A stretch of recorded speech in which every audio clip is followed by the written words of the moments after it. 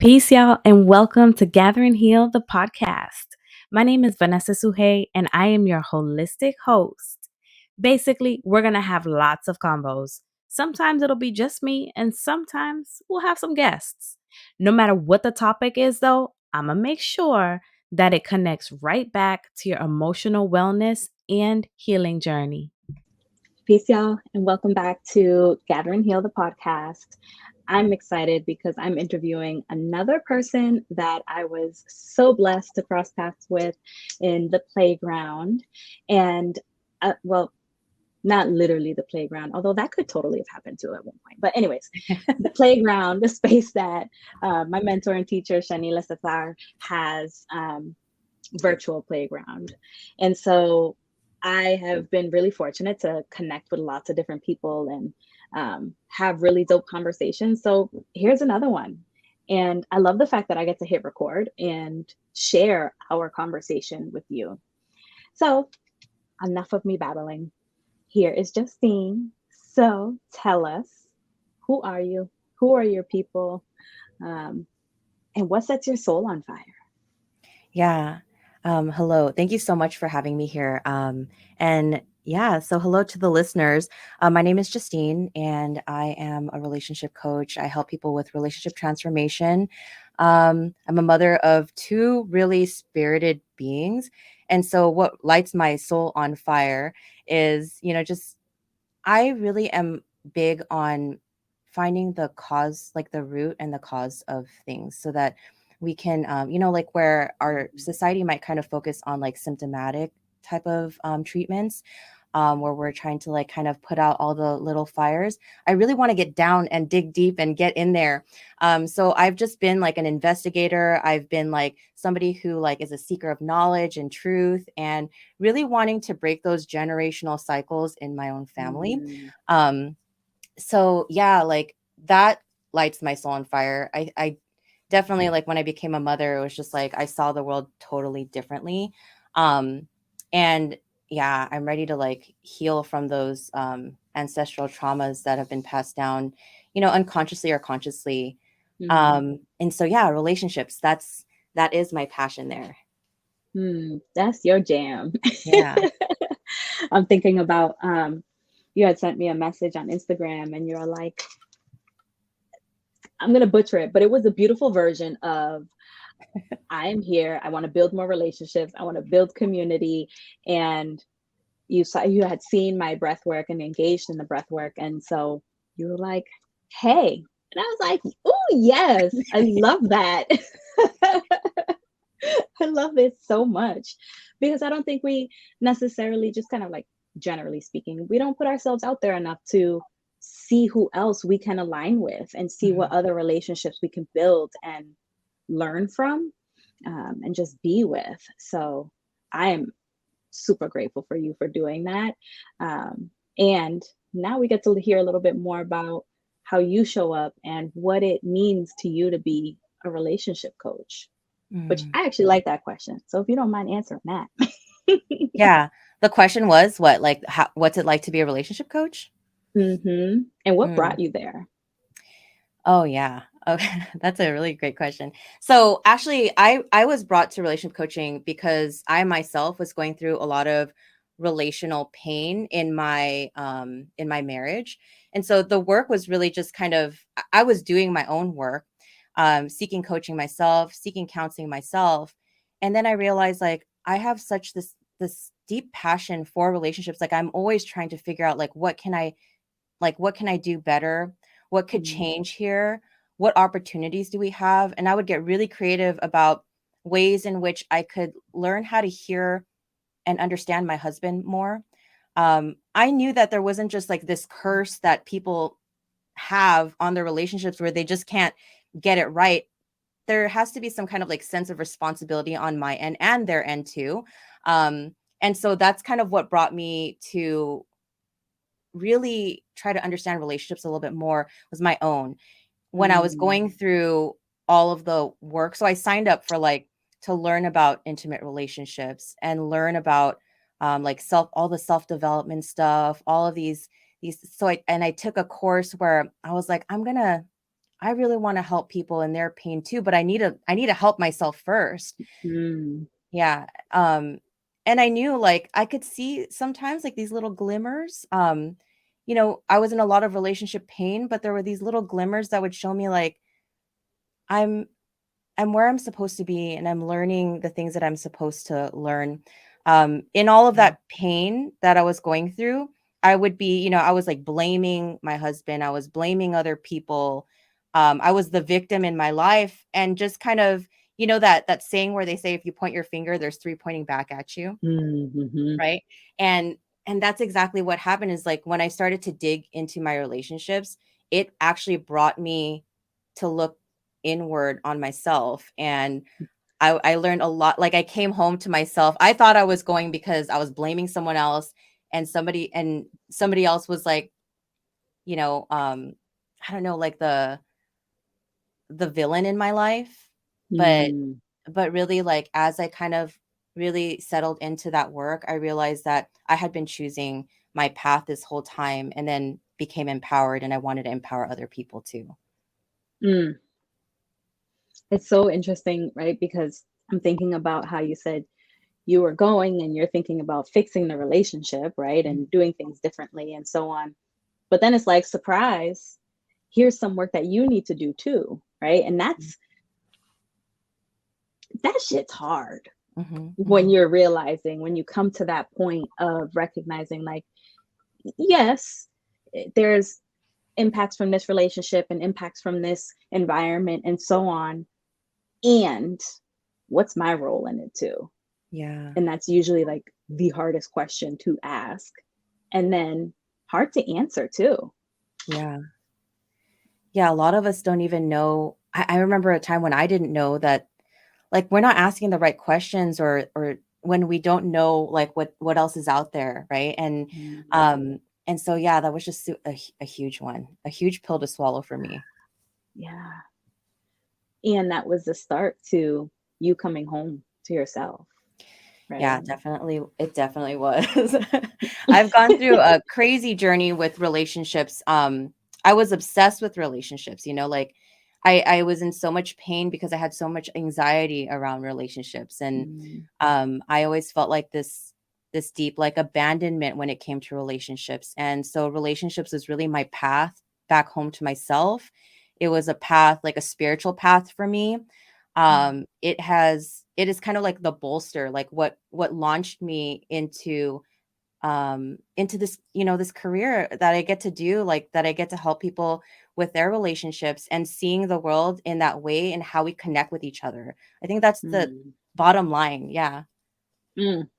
Connection is so dope. Like I remember being asked the question, what is your essence? Mhm. And one of the things that I had said was connection, right? Connection with myself, with people, with nature, with animals, and so on and so forth. Mhm. And I love that that's what you focus on. It's the connections, and that's how we thrive, right? Yeah. Like that is what makes us most successful in our own journeys, is to recognize how we are connected with others too. Mhm. I can't just go off and do it on my own in a silo. Like that's not gonna work. It's Exactly. not gonna Yeah. translate. Yeah. And I love that you brought that in right now, that connection piece and being like that you knew at your essence that it was connection. Mm. I think like there's that deeper knowing that all of us are interconnected in some way, connected to the land, connected to the animals, like you mentioned, connected to each other. We can create connections just like you mentioned, like with the Instagram where I just hit you up and I was like, hey, Vanessa, it's really that simple. But then we have all these stories that kind of like are in our heads about, well, I don't know if I should, I don't know if I can, like, what if that's like weird and all of these things, or maybe that's too much. And I was just like, I'm just going to put myself out there. I think connection is, and another way of looking at connection is like we're interconnected and also very separate too. And so Mm. that's kind of like an art is the connection. Yeah. Hmm. I like that a lot. And even the questioning that you just referenced, the oh, I should or I shouldn't, and so on. I Yeah. remember when I ultimately ended up responding to your message, it was like, weeks later, because I had missed it, it wasn't in my freaking, social media separates everything. Right. It's like, oh, here's request and here's primary. And I was like, oh, shoot, you're mad late, Vanessa. You shouldn't respond now. Now it's just weird and blah, blah, blah, right? Like I had all of these messages going through my mind. And then I was like, where is that shit coming from? Ah, Right? Like I had no idea who you were and why you reached out and so on. And I was like, let's just start here. Let's mhm. open it. Let's listen. And then I was like, and then let's just be honest. And I think that's what I led with. My bad. I know I'm super late. And then blah, blah, blah, blah, blah. And I'm so glad I did, because had I let those messages of, oh, forget it now, you shouldn't respond, it's too late. Mhm. Too late according to whom? Right? Like Yeah. who set that timeline? And I'm so glad that I ignored that shit.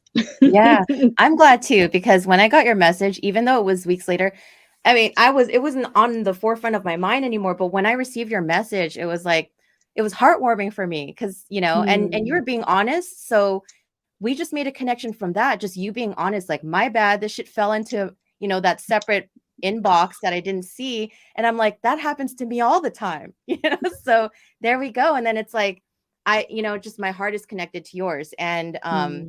And just that simple reach out, like, so thank you. I love that so much. Yeah. Can you share a little bit about like what it's been like for you to transition careers, right? And make your way over into being this relationship coach after you were on your journey too. Yeah, relationship coaching. So, just that whole self-development journey that I was on the last like few years really helped me to see even relationships to work. What was my relationship with my boss like? What was my relationship with my work like? The company that I work for? Do our values align? There were so many like non-negotiables that I had been ignoring, and it's actually when I had been asking that question. A lot of people ask this question: should I leave my job, first of all, and when is the right time to leave my job? And I think to each their own. And it's so unique to you. You just have to really be listening to yourself. You really have to Mm, see what's right for you. So that's kind of, I had this like feeling, this knowing that I wasn't going to be here forever. This wasn't my end all be all, even though initially when I had started I worked for the government for 7 years.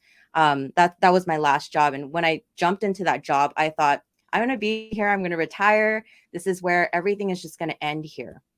yeah. And that's why I'm saying like looking at my relationships to things really woke me up. It woke up so much stuff in my body that was dead and stuck and Mm, not flowing. And when all that stuff started flowing, I realized like, wow, like all this unconscious stuff has been happening, and I actually can create my life. I actually can create fun and enjoyment and love and all of that. So I decided I decided to quit my job. It wasn't, and I wouldn't like say that you should do this or any, I want to be really responsible here. Again, it's really unique to yourself. But mhm, yeah, it gave me the courage to connect and courage, like just connecting with my heart. I was able to be like, yeah, this is not, our values are not aligning, and mm. I don't want to be here anymore. And I can honor myself in that. So I took the leap. It's been a year now since I left my job, and I left my job to try to start this coaching business. And I'm learning a lot, and it's kicking my ass, but it's totally worth it. Yeah, that Yeah. sounds about right. It's kicking my ass and it's totally worth it. Yeah. Same here. Because it's definitely not for the faint of heart, especially when making such a big life decision Mm, and really breaking out of the messages that we've embodied, right? Not knowing that we were embodying it, but this is how life is supposed to go. mhm, And when you said really listening to yourself, that that makes perfect sense to me. But I also know it's not clear to a lot of people. And so the mm. way I like to break things down is like mind, body, emotions, and behaviors. So out of those, what do you think was like the most glaring to you, that this is Yeah. a transition, this is a change that I need to make for myself? Like, how did you know? I like to give people examples. Yeah. Yeah, yeah, definitely. And I appreciate that slowing down and kind of like elaborating for the listener. Yeah. So how did I know? I started to do a lot of body work, right? Like a lot of embodiment practices, somatic practices. So for our listeners, somatic is like, going back to your body and Mm, just really noticing this like on a sensation level. There's a lot of like trauma that I have in my past where I would mistaken a lot of the sensations for, oh my gosh, that shit's happening again. Like mm, whatever it is that happened in my past that was traumatic or I didn't deal with, all of that stuff was waking up. mm, So I started to do breath work with Shanila. And it was around the same time that I was also looking into relationships. I equally was looking into my body and building a mm, relationship with my body. Um, I started to know myself on such a deep level because I started to pay attention to all of the sensations. And it's really that gift of making that time for yourself to like lay there for an hour and yeah. notice, oh, this weird sensation that's coming up for me right now, nothing, I'm not dying and there's nothing happening around me that I Mm, used to think was going to happen if I felt the sensation. So it was that kind of work. So on a body level for me, I started to see like, wow, and be able to sift out and differentiate like this sensation that I'm feeling right now is not as dangerous as I made it out to be. I'm actually really safe right now. And so just kind of reprogramming and rewiring all those sensations. mhm. Yeah. That's so dope. And I love that you elaborated on that, because it really is like we've got to slow all the way the fuck down, because there's so much noise around us, and we're moving through life and there's constant noise and distractions and so on and so forth, that if we don't actually take the time to pay attention to each sensation and their nuances and what they mean or what they're trying to tell us, then Yeah. we're going to miss the whole message, Yeah, right? exactly. Right. We're not trying to do that. I want us to be connected with ourselves in a way that says, I wake up and I'm moving forth in my purpose day in and day out, Mhm. not just periodically, not just maybe, or not later when something happens, right? It's like, Yeah. no, how do we tap into this sooner? How do we really pay attention to what our minds and our bodies, our emotions and our behaviors are trying to tell us, Mhm. Yeah. right? Mm, I love that. Um, so talk to us a little bit about lots of hard work, I know, building the relationship and coaching business, but what does it look like now for you? All right, we Oh talked yeah. about your journey getting here, but tell us about now. Yeah, it's okay, I'm gonna be completely honest. When I said it was kicking my ass, like it's definitely kicking my ass. Financially, I'm having to now like really face that the idea that I thought I was jumping into might not have exactly been that idea that I thought I was jumping into. Mm, Um, and and that's okay. Like it's totally okay that that's I had an expectation and this is where like now my expectations are put in check too. And like I want people like in especially in relationships, we a lot of the time are living in our fantasy of what our relationship should look like. mm, We think like so when I left my job, it's almost like a relationship, right? It's like, okay, I realize that our values don't line up, job. Now I'm gonna go and do this thing and create my own relationship with my new job, right? And then I'm realizing like, oh my gosh, the rose-colored glasses that I had on when I decided to leave job number one and go to job number two, it all balances out in some way. But the thing is, I'm more aligned with job number two, my career now, right? mm, I'm connected to my heart. I know in my body, like I mentioned, I could feel in my body that this is right for me. But yeah, some of those challenges include like I had a past financial trauma. And so when I have like financial difficulties where I'm like, having to plan financially or figure out what I'm going to do financially, and I have kids too, and I have a family, a lot of stuff ignites inside my body from the past. I was like mm, 21 when I filed for bankruptcy because of an identity theft. And so my sense of security and safety financially, I don't know what that feels like, because from a really young age, I've just always been really scared. Yeah. So this is a really scary thing for me to jump into, and I feel like I'm constantly scared. But like I also feel like, wow, I'm doing it every day, and like that's what I'm saying is worth it for me, because I get to get like data firsthand that I'm doing something. Even though I say it's scary, I'm still here and I'm doing it, and nothing bad is Yeah. happening. Like I haven't lost my house, thank God, like my kids have a place to live and eat, and so yeah, and that makes me want to cry. You're doing it. Yes. Yeah. Oh, and from 21 until now, it's like that financial trauma was living in your body. Yeah. And so when you talked about this need for flow, and Mhm.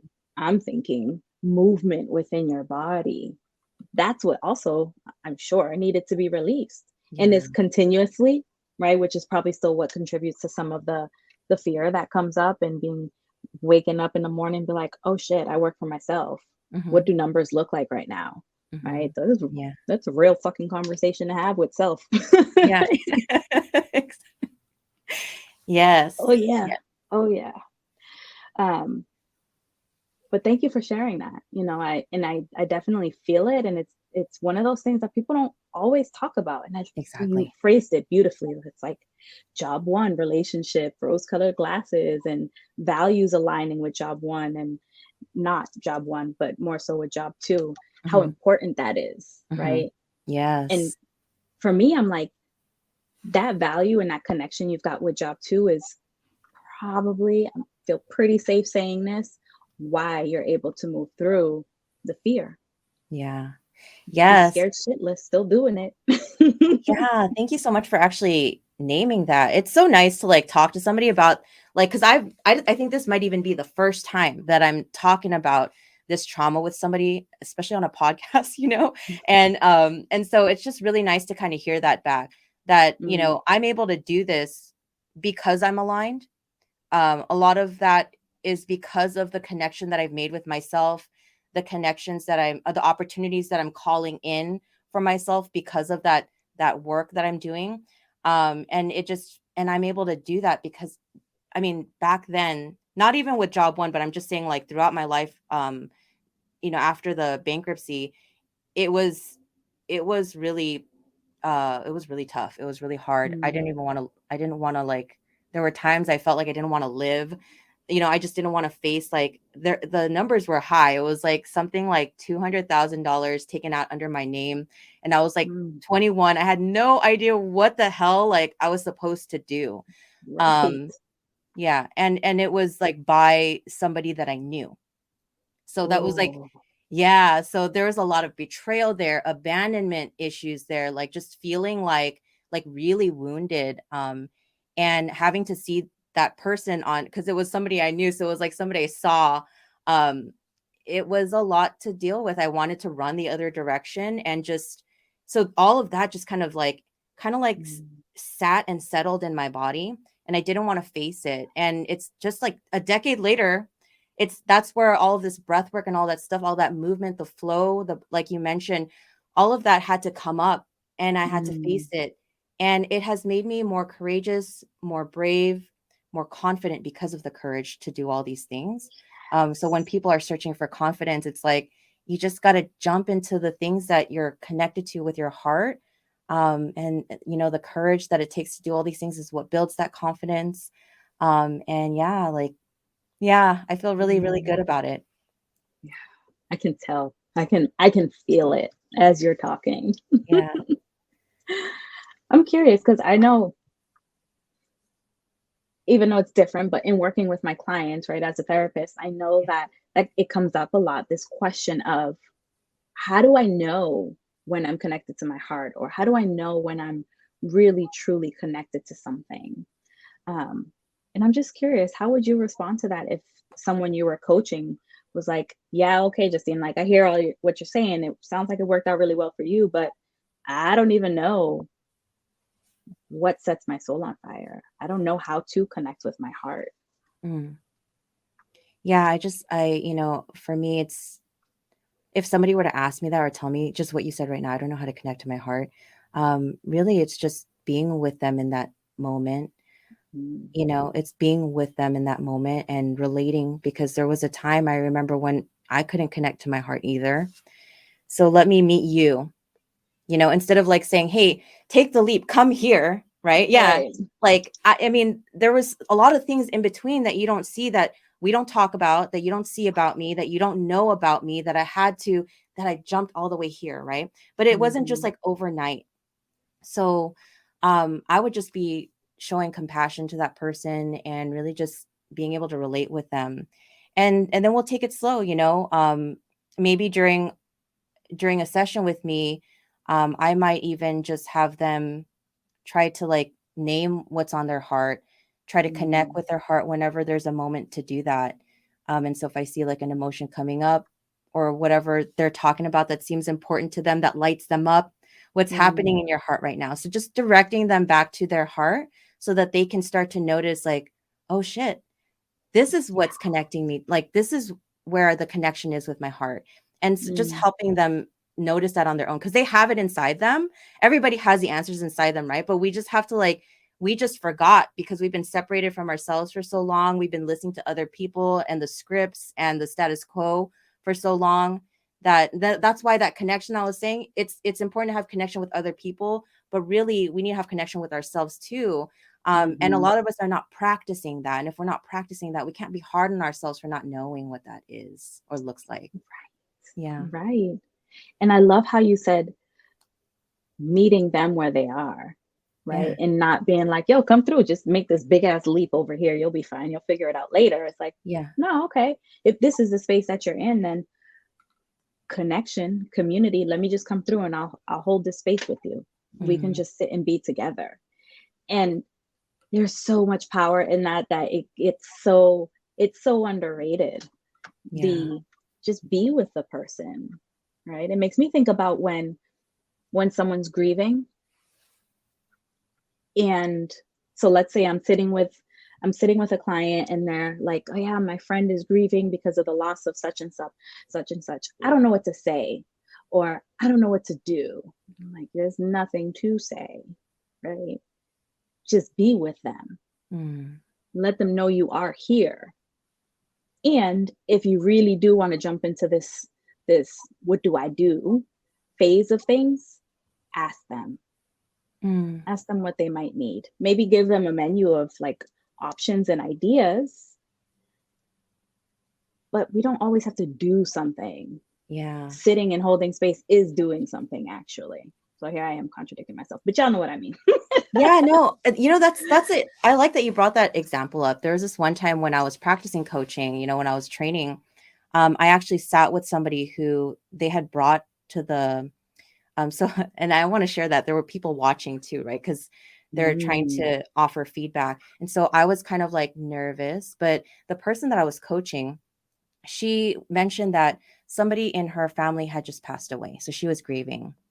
And I mm, remember, like, she had told me in that session, what you're doing right now is perfectly, like, I feel so good just you repeating back what I'm saying and just being here with me. And I panicked and I was like, what do I do next? What do I need to do? And I started to, like, you can see that I was getting kind of like antsy and uncomfortable.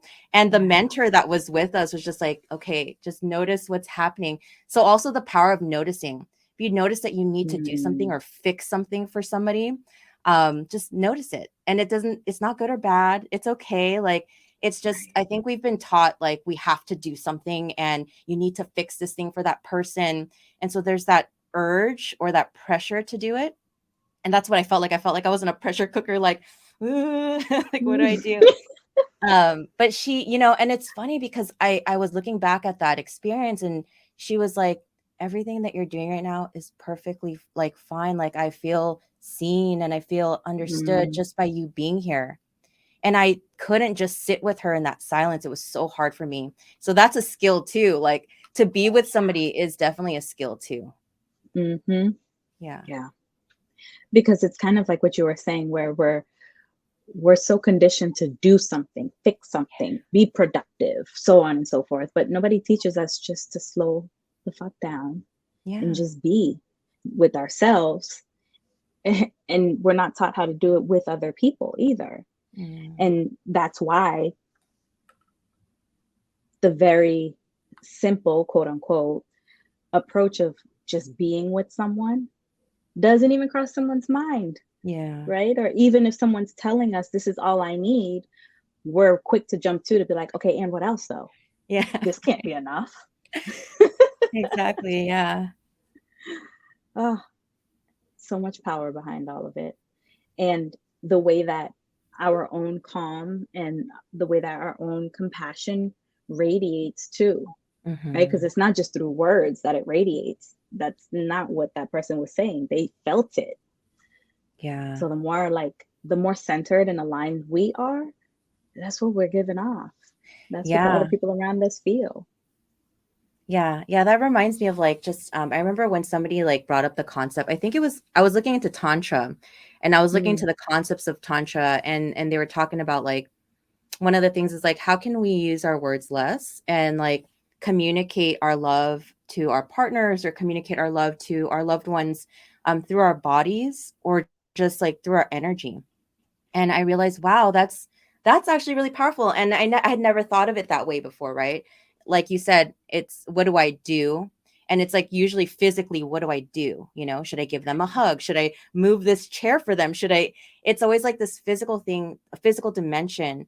But then there's that part that we don't see, and that's what I love and what mm. lights me up about relationships is that connection that we don't always see, and but we can feel it even when we don't see it. Yeah, it's really powerful. You took the word right out of my mouth. I was going to say it is so powerful. Yeah. I love that. Hmm. So when someone's coming to you, because I'm really curious, right? Like there's this part of me that recognizes that there's a lot of different kinds of coaches, and I had someone on my first podcast, excuse me, first season, and he's a friendship coach, right? And I was like, Mm. why? What is that? What does Yeah. that mean, right? So I guess I kind of want to ask that same question to you. It's like, who comes to you? What when does someone step back and think like I could benefit from communicating, engaging with a relationship coach? Yeah. So, the people that come to me usually like they're mothers or people who are planning to become mothers.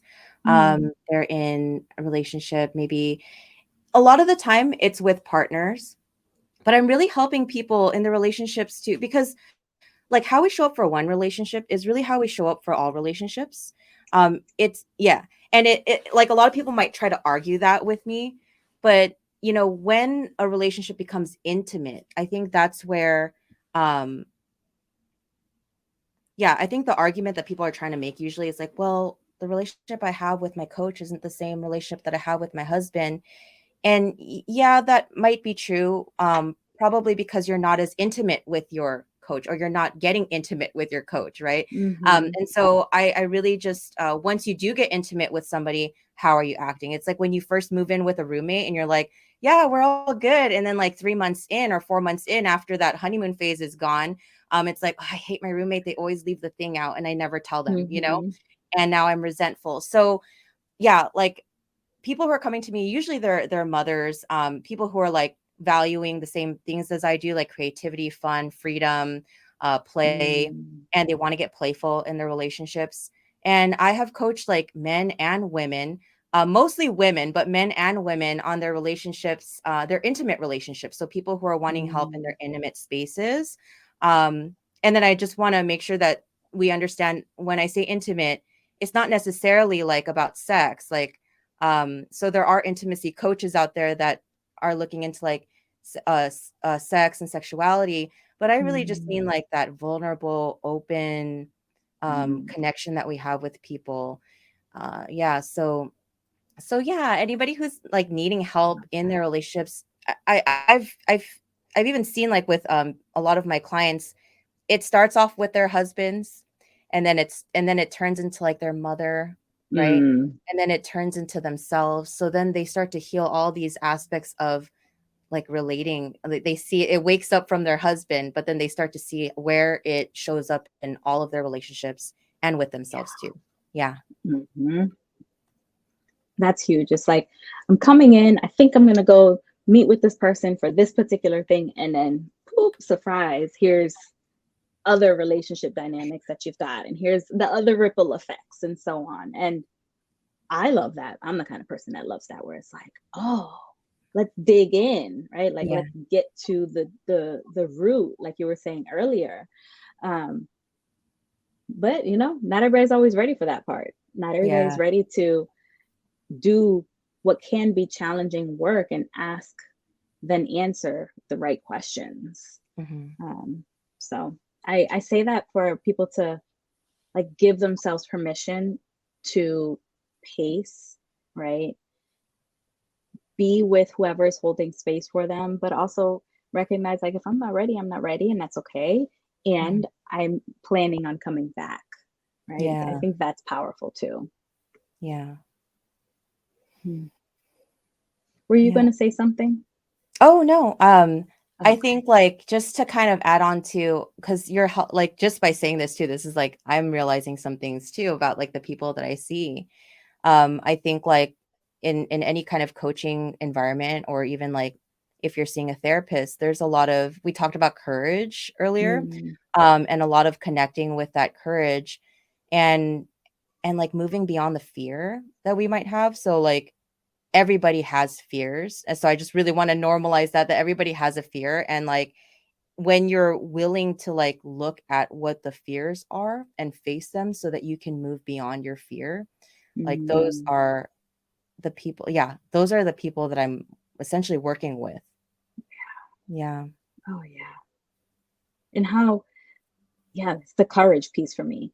How much courage that it takes to be able to say, okay, here's something. I need some backup. Let me pull in some backup, right? And Yeah. get the additional support, whether it's a therapist or coach or some kind of program or something like that. Yeah. That's hard in and of itself. Yes. And I highlight that for people who are like, oh, that's nothing. No, those steps that you took to get from where you were to even connecting with a coach or a therapist or a body worker, like whomever it might be, that's huge progress. And don't minimize it for yourself. Yeah. Yeah, that is huge. Just reaching out, asking for support, Mm, where we're kind of taught like in this world to kind of be independent, and just do everything yourself. And there's like a YouTube video on that. You could probably look that up and do it yourself. It takes a lot of vulnerability and courage to step in, yeah, to just kind of reach out. Yeah. yeah. Yeah.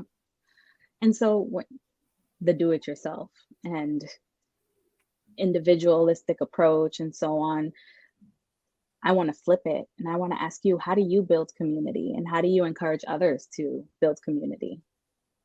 Yeah. So, I mean, it's as simple again as like reaching out to somebody. So everywhere that I engage right now, like everywhere that I'm in, I want to make sure that I am like leaving, not just leaving a footprint just for the sake of it, but like I Mm, really do want to impact the lives of others, right? And I know that what I've gone through has helped me, so I want to help others. And so if it's just a hello, a hello and it's nice to meet you. It's that simple. And yeah. so I'm doing that in my online spaces. I'm building community. Right now I'm the community manager for Always Play Studios for Shanila, right? So just trying to build community there. And I mentioned to you earlier, I know we didn't talk about this right now, but I mentioned to you earlier that I had come out recently bisexual, and I'm starting to join like those spaces too. But everything Mm, that I had done to this point has allowed me to be more social and be more open with myself, because all of this relationship stuff, I connected more with myself, and now I have this like strong foundation about who I am, and I don't have to be mm, ashamed of who I am. I don't have to be scared of who I am. And so I started to kind of like join clubs and groups. And there's a lot of resources out there for us to connect with each other. There's so many free groups and free clubs that we can do. And yeah, we're sliding scale clubs, which are really nice to kind of be in connection with each other. So I started joining my gay communities and my queer communities and stuff like that. Yes, Yeah. I love that. And it makes me think about too just how much the world has shifted in availability for having more of these clubs and resources and groups and so on. Because I mean, it doesn't get lost on me that I may not have crossed paths with you in another life, Yeah. right? Because I am spending more time online. I am being very purposeful and thoughtful around the connections that I'm making online. And yeah, there's so much beauty behind it, and being able to recognize and know that there's someone, shit, I don't even know where you're located, someone located somewhere else, um, that we can connect so deeply on so Yeah. many things, right? Yeah. And I say that too to remind people that just because you can't see something like within arm's reach doesn't mean it doesn't exist, and it doesn't mean that it's not there, Yes, yes. right? Uh-huh. I say that so much, and I'm like, y'all not hearing me. Yeah. Yeah, it probably exists in the world. I mean, I feel like, we're so when we think about like the whole universe and stuff, we're so small and like it's probably been done before. There's probably something that does exist. And um yeah, and I know that sometimes it's hard to make that connection from where we are and we don't know what we don't know. But Mm, like I think that at some point maybe I don't know, like you start to kind of see in your daily life, if you want to see, you can kind of start to see that there's so many opportunities that are around us that exist. There are mm. so many things that exist. Earlier, my daughter was coloring like a pink dolphin. She was coloring in a dolphin and she was coloring it pink. My other daughter says, "Do pink dolphins even exist?" And I said, "Yeah, it does because she's coloring a pink dolphin." Like Yes, yes, right it here. probably yeah, it exists somewhere, right? Like, so yeah, that was just kind of something funny that I was trying to, you know, connect with them too. It's just like, Hmm. even though if you don't think that it exists, it probably does, and somebody probably will create that. Mm. Um, so yeah. Ooh, And if nobody does and you want it to exist, definitely. then you create it. Exactly. Yes, and that's what we talked about earlier, that representation. I might not have seen a lot of spaces where I connect with someone else, but I can start that for someone else, that needs that connection from me. Yes, Yeah. exactly that. And there's the beauty of the human touch. Love. Um, Yes. Justine, is there anything else that we didn't talk about today, or like a tidbit you wanted to share with the audience before we start to wind down? I think we covered most of it. Yeah, I just thank you so much for having me. I'm so excited to just been able to come here and play and talk about all these like really cool deep conversations that we had. Yeah. I love it. And it just does not cease to amaze me how much like things intertwine, right? Yeah. And how one conversation and one thing that you're saying sparks this in my mind, and then it sparks that in your mind. Like that's so fun. Yes, Yeah. play. Yeah. I mean, like honestly, it could probably go on forever, like the playing, but yeah, thank you so much for having me. I appreciate it. Thank you. I really, really appreciate you coming through and starting our connection, right? Starting with Instagram and sending the message, and then us continuing our connection. So I really appreciate it. Mm. Um, and for everybody listening, thank you so much for coming through and checking out another episode of Gather and Heal a podcast. Don't be greedy, share it with the homies, YouTube, Spotify, wherever you listen to your podcast, or if you'd like to watch it, because Justine and I are here, glamorous and waving hands and talking. So you can watch us as well. Um, and ways to connect with Justine, all of that good stuff will be in the show notes. So don't worry about all that. If you were feeling her vibe and really appreciated some of the gems that she dropped, go ahead, hit her up. This is exactly what we're talking about: connection, community. So let's live it, let's breathe it. Okay. But yeah, y'all, other than that, I hope you have nothing short of a beautiful fucking day. Peace.